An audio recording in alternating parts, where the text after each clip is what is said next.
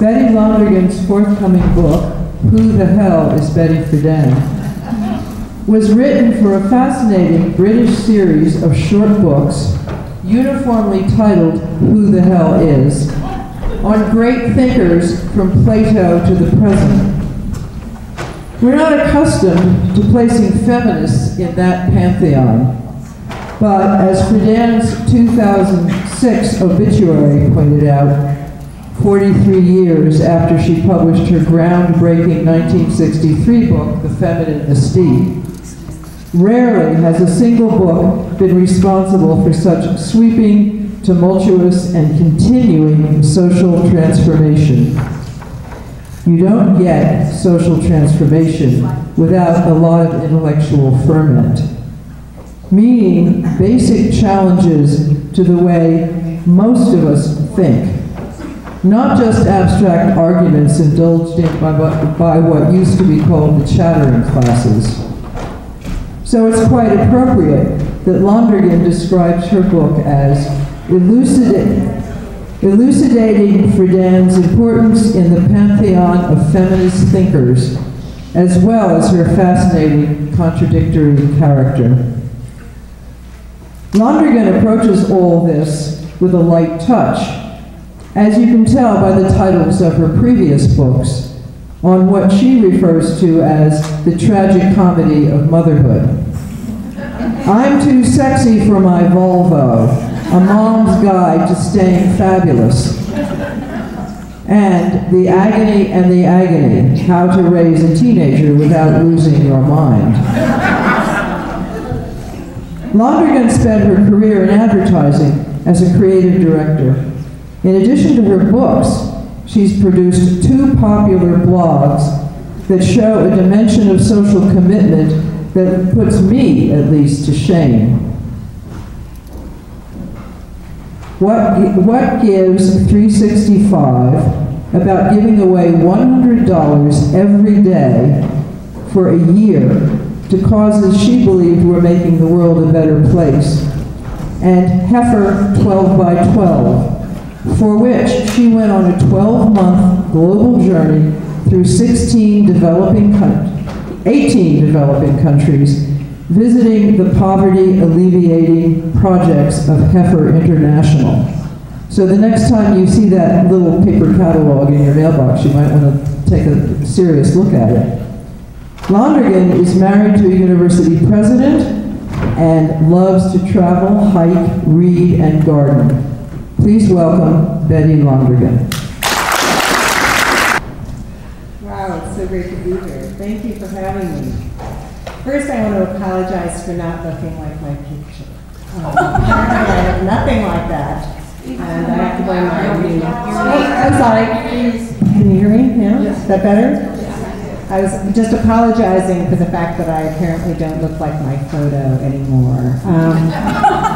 I got a new haircut and aged 10 years, so guess that happens. Secondly, and most importantly, I just want to say I'm so honored to be here at Penn. It's really a privilege to even be a small part of this incredibly important organization, which is fighting to protect writers and journalists who are so endangered in today's chaotic world. It's especially wonderful to be here in Mexico at Penn, where Betty Friedan did a lot of international work. And of course, Betty was first and foremost a writer and fighter for equality and free expression. So thank you sincerely for this invitation to speak, which I think we can agree is the ultimate liberty. So, as Signe said, I didn't actually set out to write a book about Betty Friedan. My British friend and brilliant editor, Sarah Brazil, was starting a publishing imprint of books for students, introducing them to the great thinkers of the world. And she said, hey Betty, you should totally write about one of the feminists. So because I'm pretty bad at saying no, I said, sure, why not?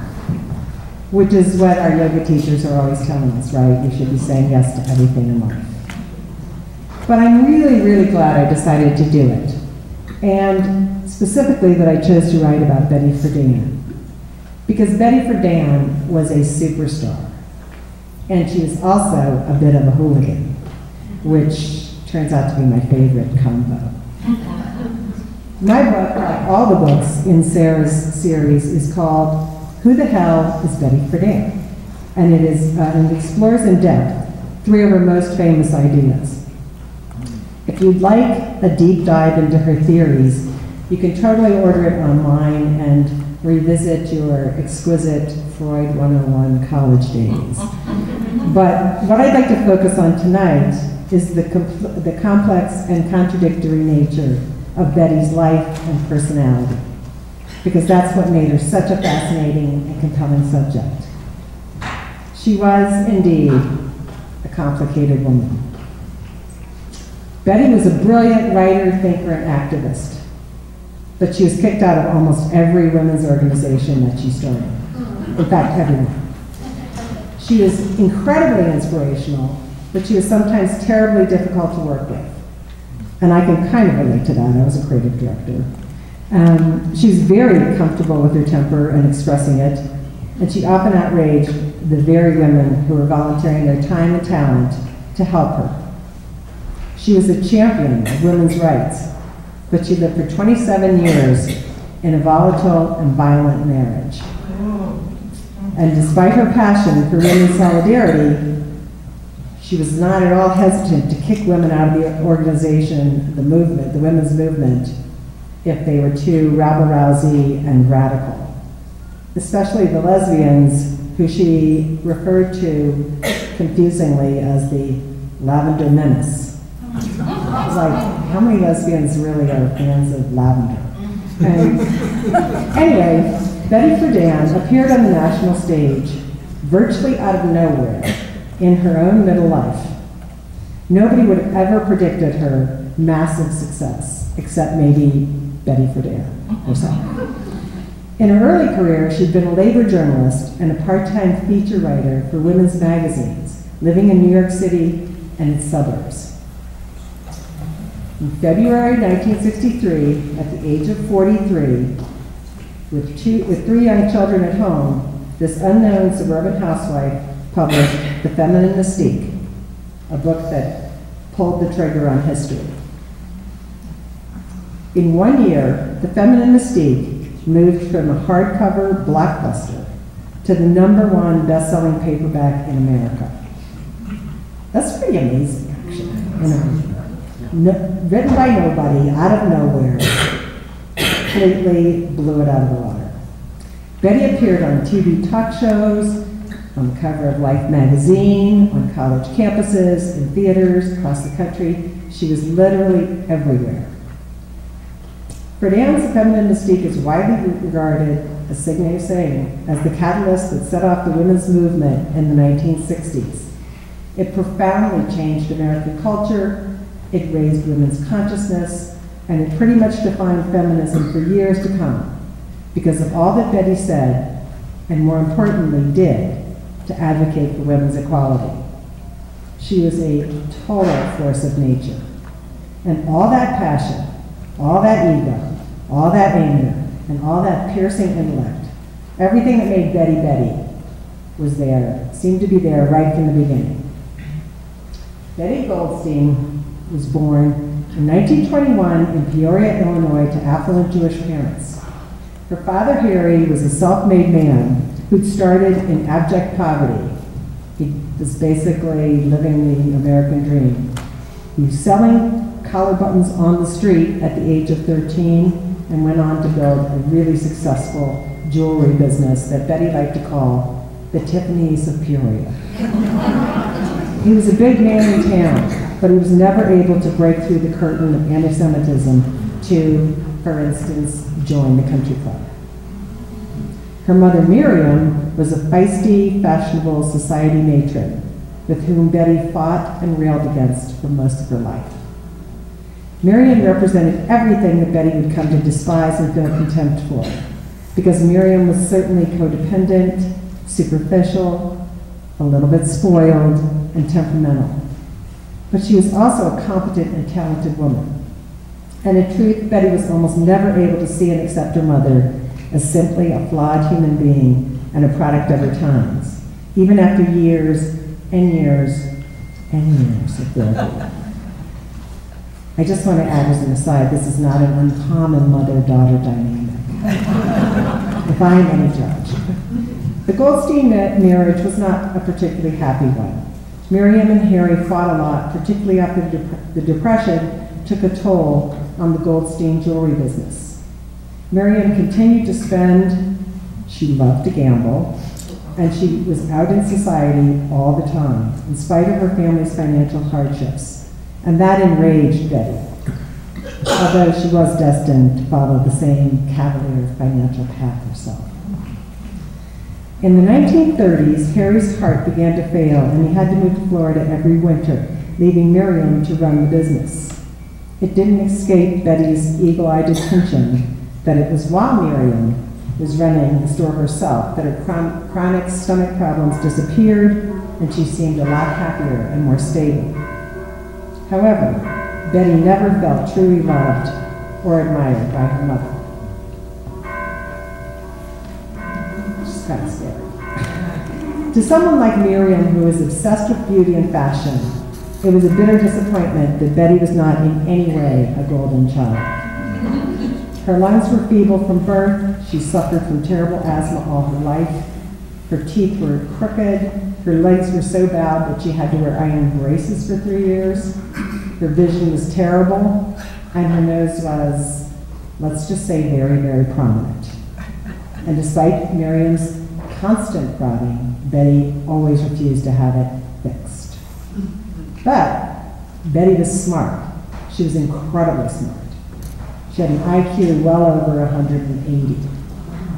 In grade school, she was confident, sassy, and the ringleader of her peers. But in middle school, she hit a rough patch, as she was excluded from the sororities that were off limits to Jewish girls. And she experienced the cruel sting of anti-Semitism for the first, but certainly not the last time. Betty's natural self-confidence rallied, however, and years later, she remembered the day she made her solemn 9th grade vow. They may not like me, but they're going to look up to me. Nothing in my mind could more succinctly sum up that peculiar Betty combination of chutzpah and resentment, irrepressible bravado, and deep-seated insecurity.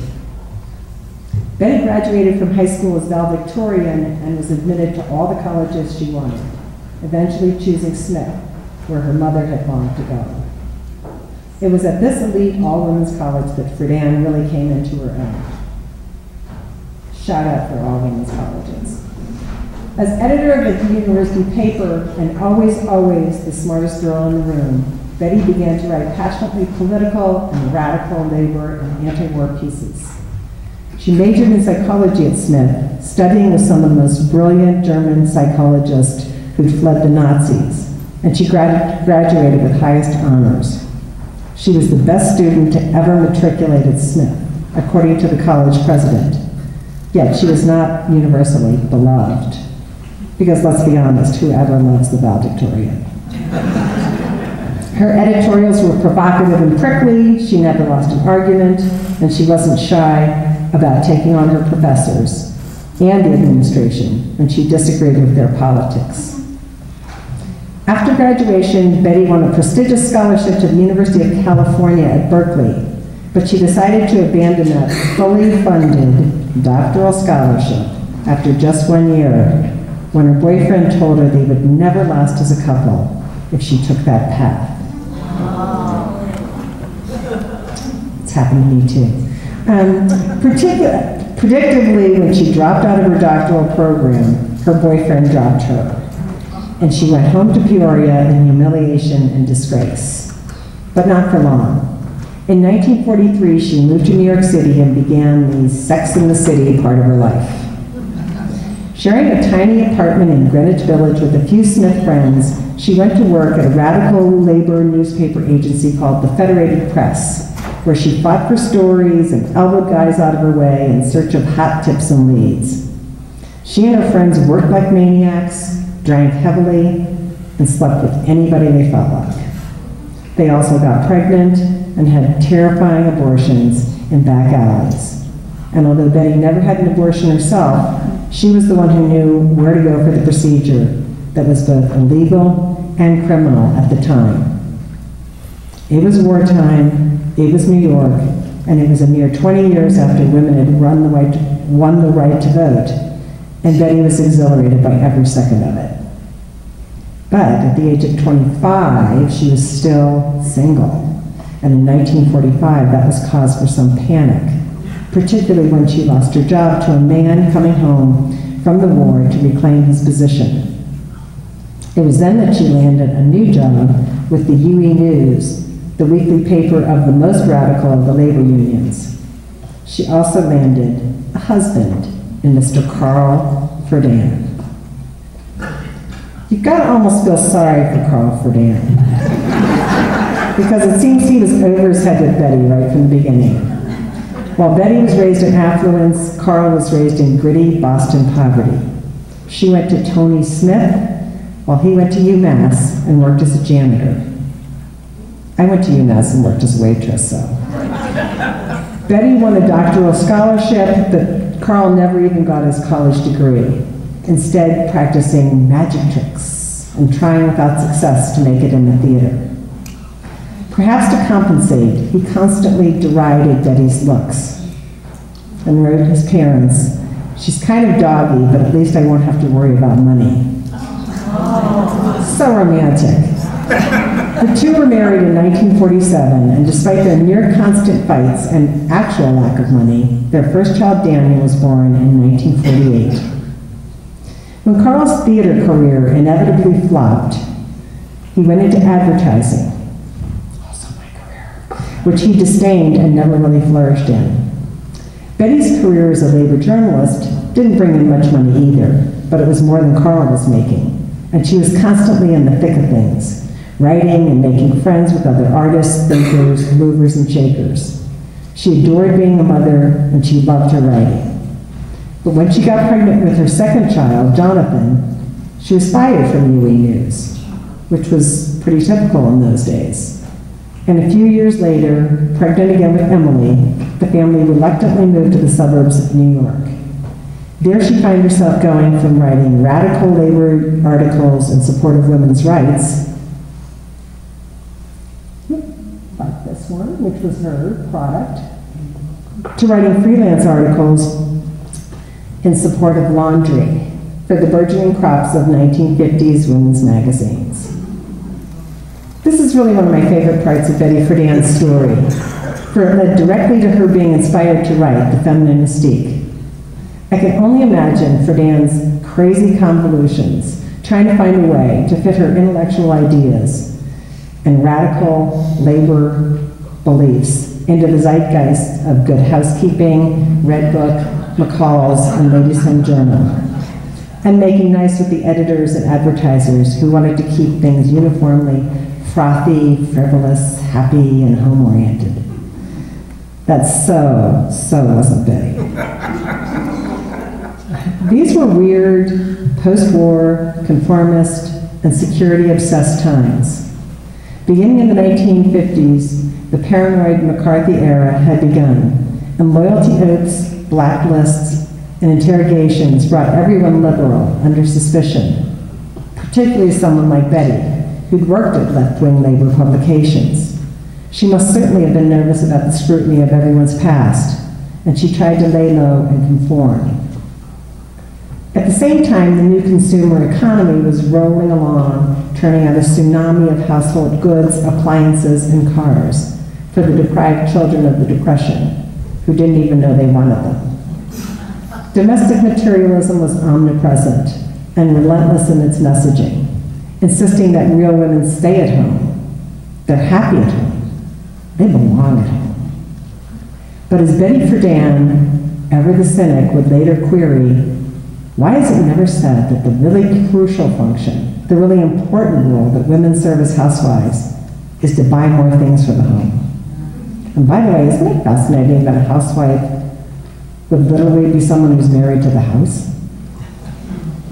There was a problem with all this joyful housewifery, though. A problem that Betty Friedan was living and observing. as the crackerjack psychology major she always was. Women weren't all that happy at home. Despite all the feel-good magazine articles extolling the virtues and satisfaction of the happy American housewife, suburban women were cracking up.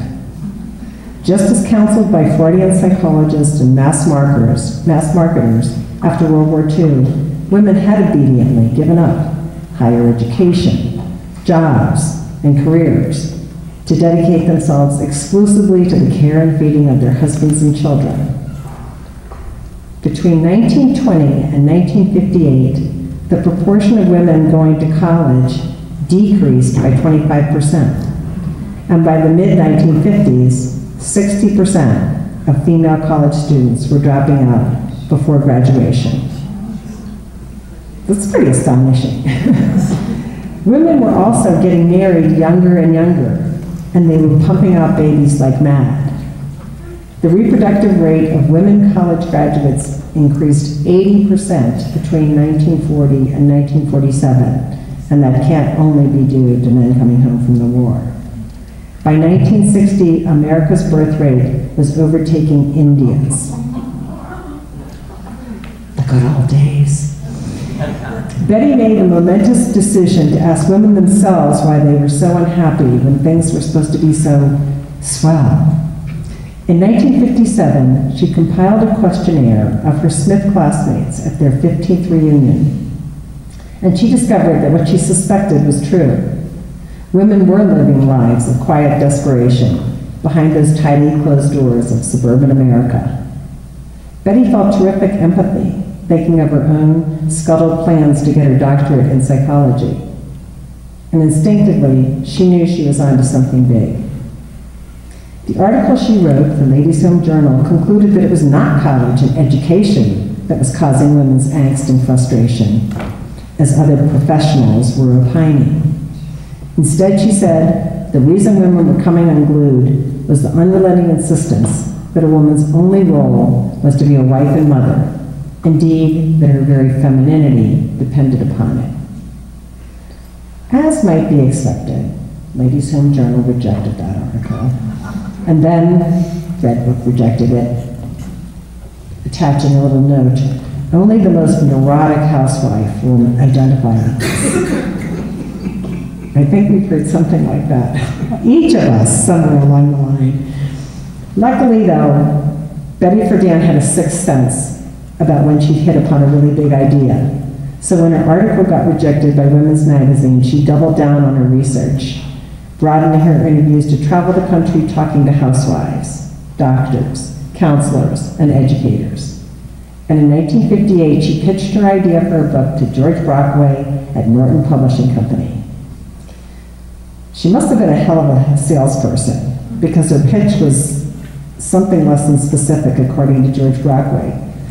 She said she didn't really know what to call the subject exactly, but that it had something to do with the lack of identity, that women weren't being allowed to, something like that.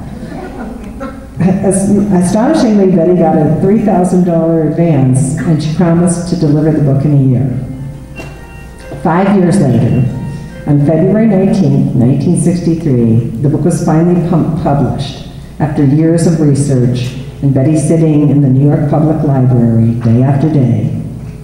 And Betty's timing turned out to be perfect. Women's suppressed and repressed energy was boiling up and over.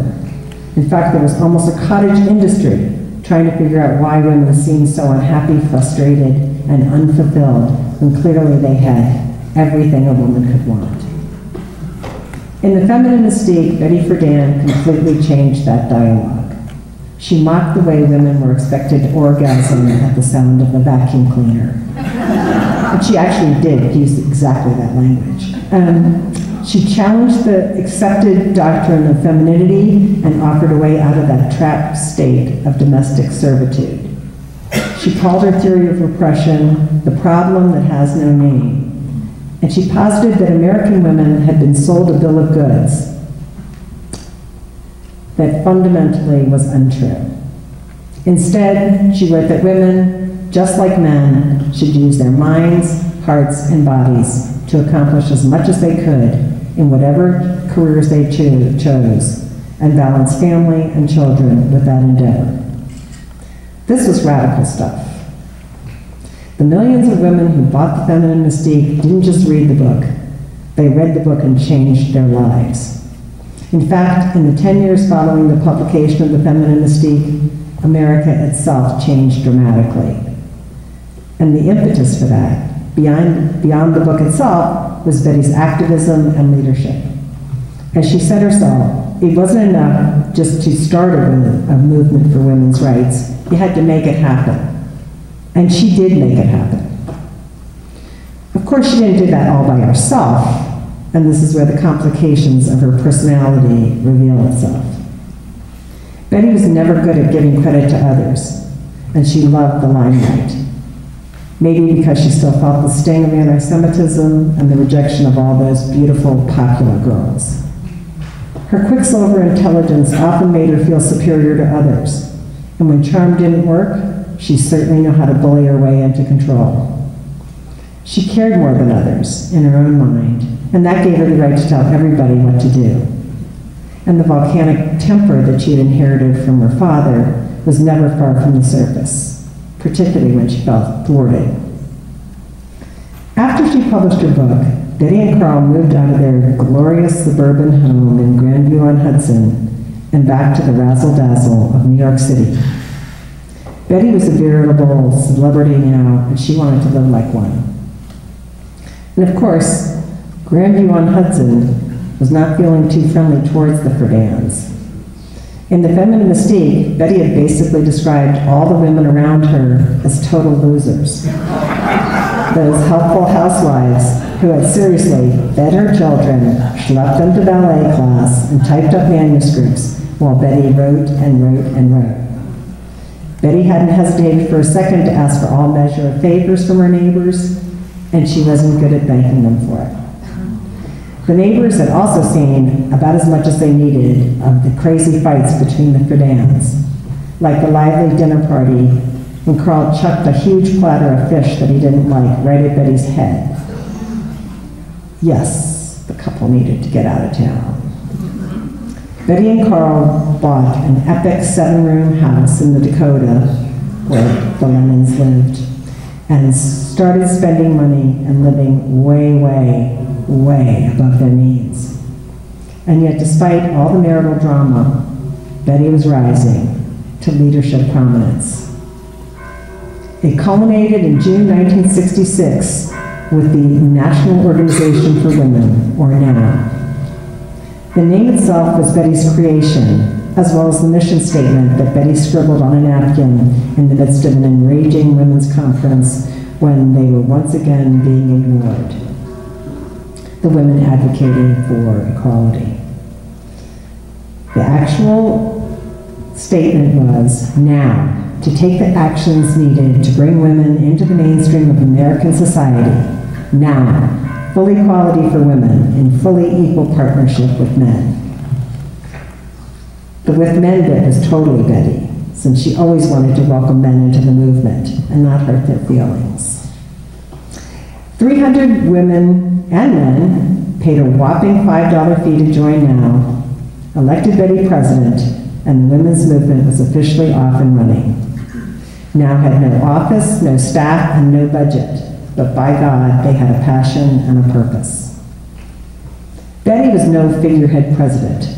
She spent every waking moment advocating, activating new chapters across the country, and arguing endlessly with other activists about birth control, employment discrimination, and which issues women should fight for first.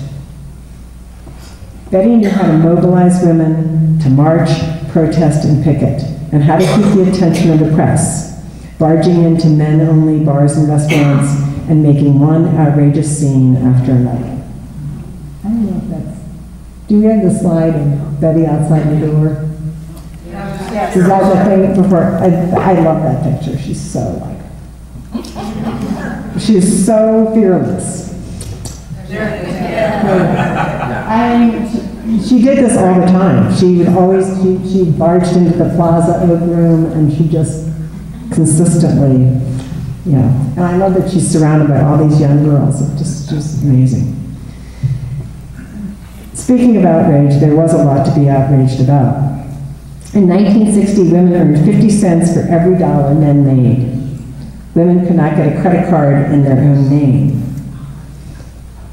This really galls me. They couldn't serve on a jury because they were considered too fragile to hear disturbing testimony and too emotional to render a just verdict.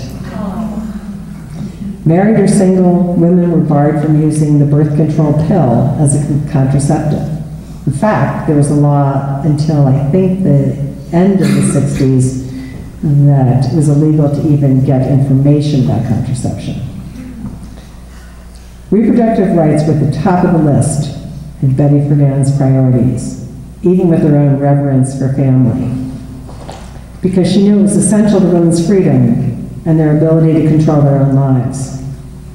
While she was president of NOW, Betty Friedan co-founded the National Association for the Repeal of Abortion Laws, NARAL, and 4 years later, with the help of NARAL, Roe v. Wade passed the Supreme Court, temporarily legalizing abortion for all American women, as we now know. Despite all that good hard work in the outside world, Betty's home life in the Dakota was collapsing. The Friedans had a live-in maid who cooked, 2 children in private school, 1 at university, enormous food and entertainment bills, and a huge monthly overhead, with precious little income. Like Betty's parents, the couple fought constantly about money, about Carl's multiple infidelities, about Betty's long nights out at Studio 4 disco dancing with the rich and famous, and about her women's group's endless meetings in the apartment. Things got ugly. Mirrors were broken, punches were thrown, there was a plethora of bad behavior on both sides, until finally in 1969, the two agreed to divorce. I just want to go back and can you imagine being the president of NOW, traveling around the country, co-president of NARAL, and having this unbelievable, crazy domestic situation at home. And so it was the divorce was a long time coming. In one public arena after another, Betty had shown up with bruises or a black eye, courtesy of Carl's, and concealed them with thick makeup. However, this is really interesting. She never once claimed to be a victim, and she consistently brushed off the idea that Carl was the aggressor. In her own words, the two gave as good as they got, and Carl often bore scratch marks, cuts, and bruises from Betty, too. Despite Betty's terrible loneliness and fear about not having a man in her life, and that was a consistent fear for her till the end of her life, the family turned out to function far better when the two were not together. All 3 children, Daniel, Jonathan, and Emily, grew up to be high-achieving, responsible adults and parents. Betty went on to have many relationships, some with married men, well, a lot with married men. But she never married again, and she remained very close with her children and grandchildren until her death. After the Friedans' divorce, with the grace of a decade, Carl had this to say about Betty.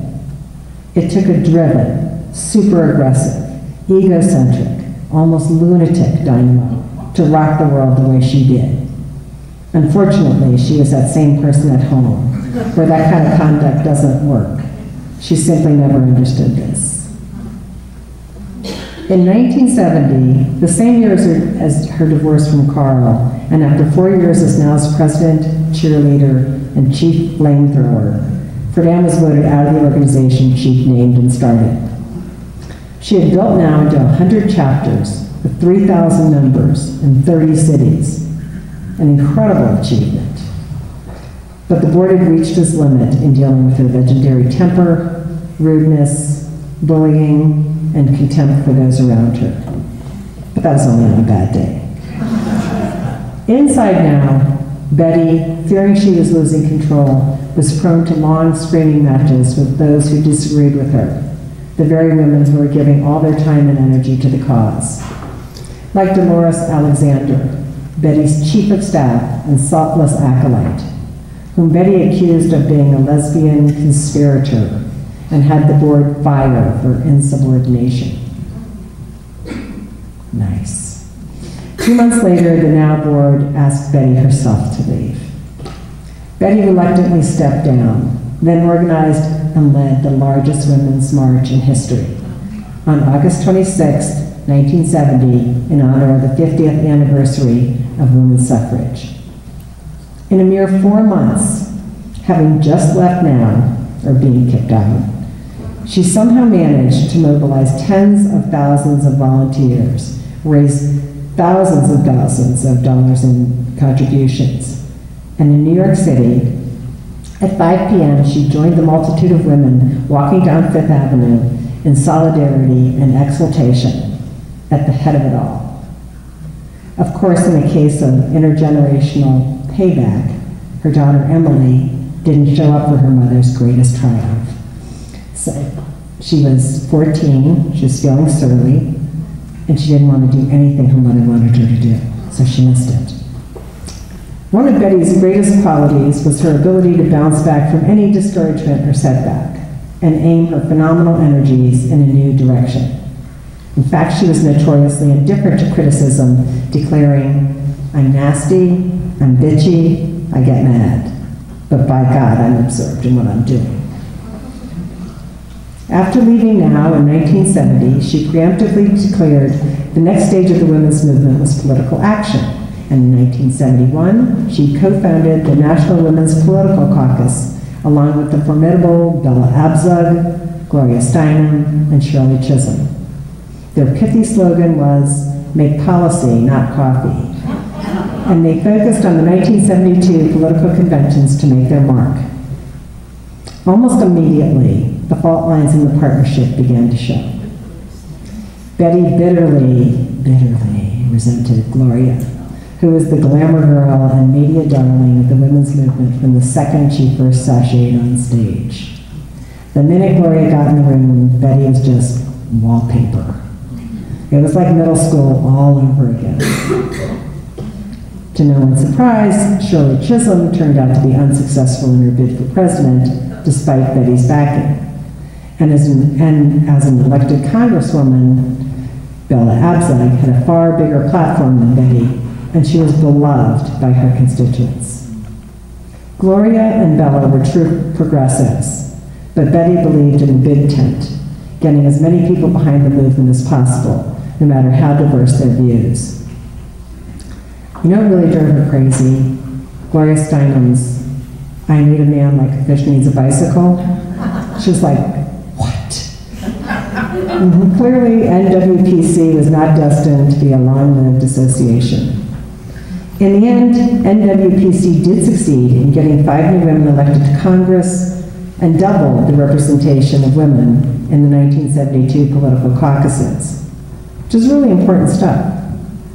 But Betty's leadership at the helm of the women's movement was well nigh over, and the death knell was the failure of the Equal Rights Amendment, one of the signature goals of the women's movement, and still, in my opinion, a shameful chapter in American history. Today, America remains one of the only developed countries in the world without equal protection for women guaranteed in its Constitution. But let's cross our fingers that Virginia will take us across the line. Yeah. Actually, they did vote, and but it's going to be tied up in the courts, so I'm happy to talk at length about that. As Betty aged, she became a bit easier to work with, and certainly less combative, maybe like all of us, but nothing can stop her relentless activism. Following the loss of the leadership of the NWPC to Bella and Gloria, Betty decided to return to the intellectual world. She taught at Temple, Yale, and Harvard, advised presidential candidates, wrote 5 more books, and presciently convened seminars, think tanks, and institutes to study things as widely diverse as income inequality, urban planning, architecture, childcare, job sharing, parental leave, The Ascendancy of Angry White Men, and Aging. And this was in the 1990s. She was super ahead of her time. It was the intersection of the personal, intellectual, and political in Friedan's life that gave it such power, because she was ahead of almost every trend and somehow able to see around every curve. And of course, she never ever stopped advocating on behalf of women. Betty also kept attracting the best and brightest minds to hang out with. In Sag Harbor, and wherever she ended up teaching, writing, and speaking. She always wanted to be part of a commune. And every summer came, she tried to create that in her own life. She also was one of the first people to go to Esalen. Yeah. Her best friends were I think she almost got kicked out of there too. Because they were giving her the test and she thought they were making her look too old. And really hacked off. Her best friends, but she was, really ahead of her time. Her best friends were editors of the New York Times, famous authors, politicos, and women leaders from around the world. She was a linchpin, a catalyst, and a spark plug. And she literally never stopped creating petri dishes of intellectual ferment wherever she happened to stop and hoist a glass of her favorite whiskey sour. I like to think about the sheer audacity that it took for Betty to not only write a book that challenged every accepted notion about what women want and need, but then to go out and build that into a galvanizing movement that would fundamentally change society, government, laws, families, hearts, and minds. She was incredibly adept at knowing how to find all the soft spots and unseen opportunities for change, and then cut like a scalpel through them in the courts, in state legislatures, in Congress. She worked the system like nobody's business, and not as a young gun, but as a 60-year-old woman with wild gray hair, nutty, brainy persona, and a take-no-prisoners attitude. That kind of crazy gumption and passion for change is not going to come probably from a person who asks permission, who is polite, or has voted Miss Congeniality.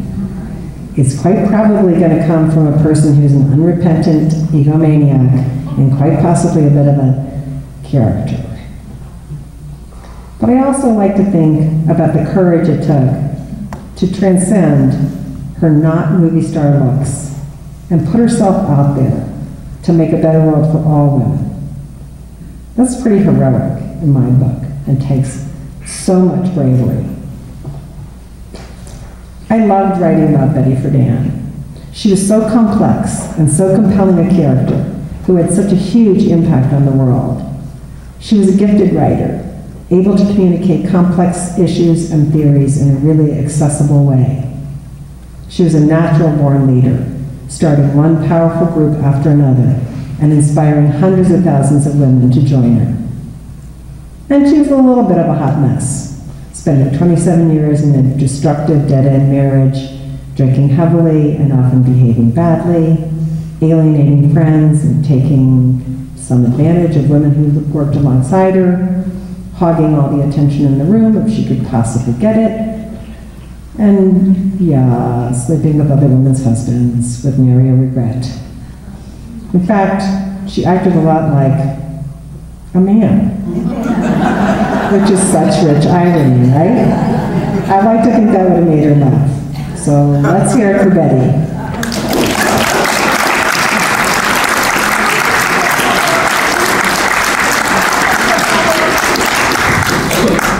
I hope we'll have time for a few questions. Queremos luz, por favor, en la casa aquí, en la sala. Okay, I'll bring the microphone to you. Just raise your hands.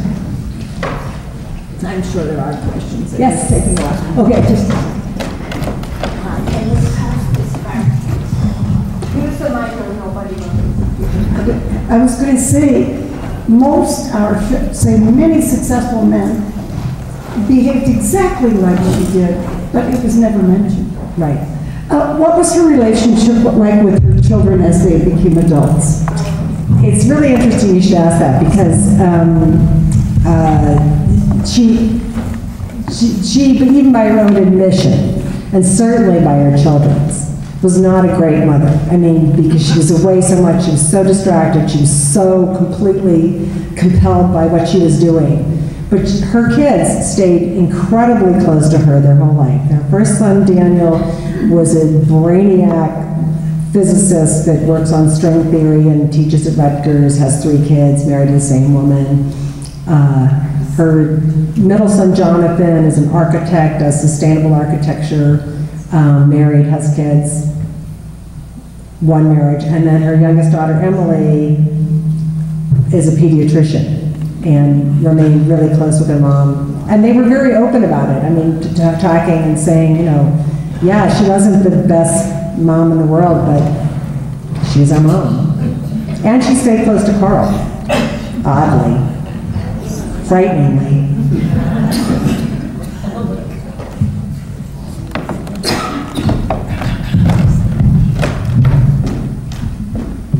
But oh, I just wanted to say you're absolutely right. Men behave 10 times more bad, you know. And you never hear anything about Picasso. How many, really? Oh, I remember sitting across the room in a restaurant in Sag Harbor from Betty Friedan and some friends of hers, and I remember her giving me, or I thought it was me anyway, the eye, but anyway, I don't think it would have been hard to meet her and see what she was up to then. But what I wanted to ask about was, well, we have this picture that does show a woman of color, but hearing again your sort of précis of the feminine mystique, can't help but be aware that these are only affluent, white, college-educated women we're talking about, and other women probably would have been thrilled to be able to spend all day consuming. And I mean, I'm not saying, so my question is, did Betty Friedan ever address that omission or that silence in the way that her part, I don't think she created the whole women's movement, but her element of the women's movement, the one that she created, that it displayed such a lack of connection with less fortunate people and just people different. That's a really, really pertinent question, and one I really wrestled with, and because obviously it was an affluent problem, you know, that you could not work, you know, there were millions of women who didn't have that choice, and I think it did, over her lifetime of work after that, she was constantly working with, you know, the United Nations and going to international women's conferences and working with women in the developing world. She was super good friends with Indira Gandhi and all that, but it was a definite glaring change. And because she had worked a lot with poor women and women of color, both in Federated Press and UE News, I mean, David Horowitz writes a whole book about like this change, which was, he always figured was intentionally to move away from her labor roots and move into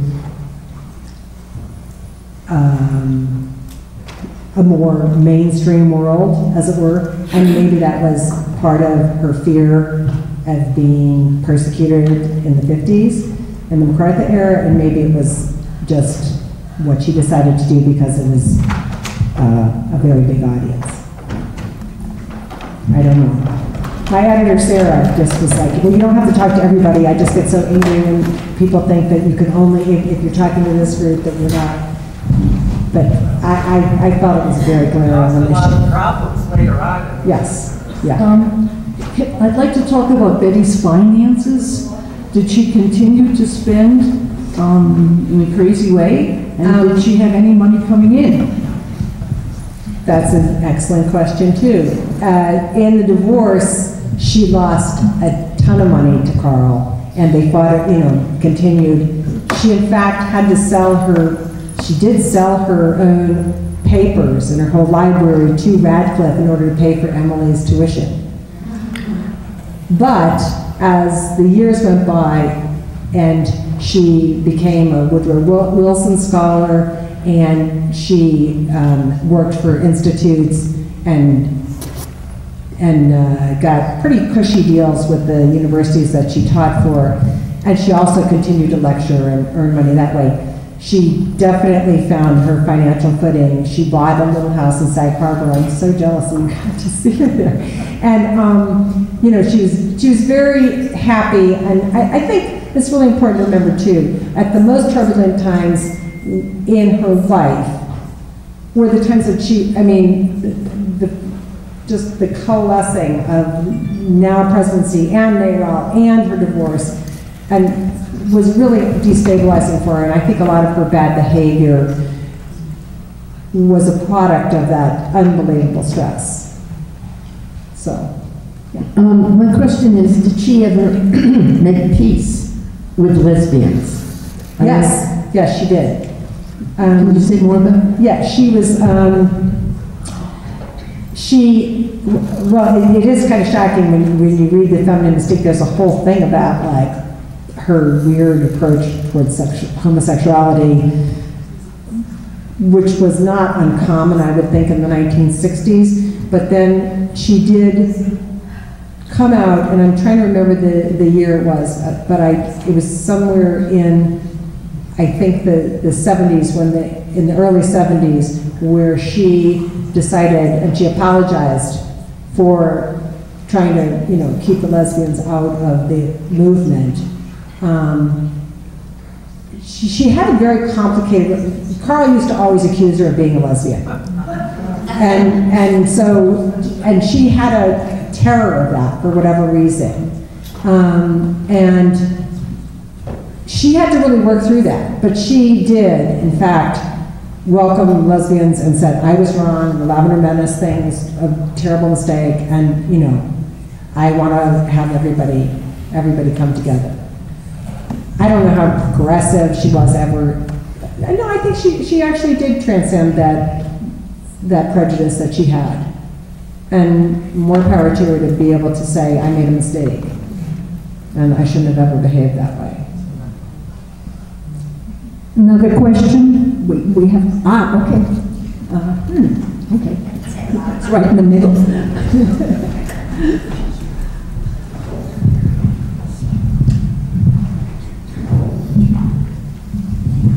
This was wonderful, thank you. Did she ever mend fences with Bella Abzug and Gloria Steinem? She tried. She wasn't nearly as confrontational with Bella as she was, because Bella basically was pretty jolly, and she just wasn't, it just flowed right off her. But her thing with Gloria was really, Betty had a paranoia about that she was being followed by the FBI, which she probably was, and that she was being, you know, targeted by the CIA, which she probably was. And then there was the whole thing, I don't know if anybody knows this, about Gloria working for the CIA in Germany when she was there for a year. And Betty kind of outed her, which was super not the thing to do to another woman, especially another, you know, woman leader. But as the years went by, Betty did apologize to Gloria, and I think she even heard she was getting married one time. Gloria's never getting married, but there was a rumor, and Betty wrote her flowery, congratulations, you're just so wonderful, you're going to be so happy. And Gloria kind of was like, yeah, good to know. So they never got to be friends. But Gloria did write a very nice thing upon her death. Yeah. Just a quick question. What year did she die and how old was she? She was 85. She died in 2006. And she died actually on her own birthday. She was born February 4th, 1921, and died surrounded by her family February 4th, 2006 in Washington. And it was really a miracle because she had, big heart problems. She had terrible asthma. She was not the healthiest person ever. We might have time for about one more question if anybody's got one.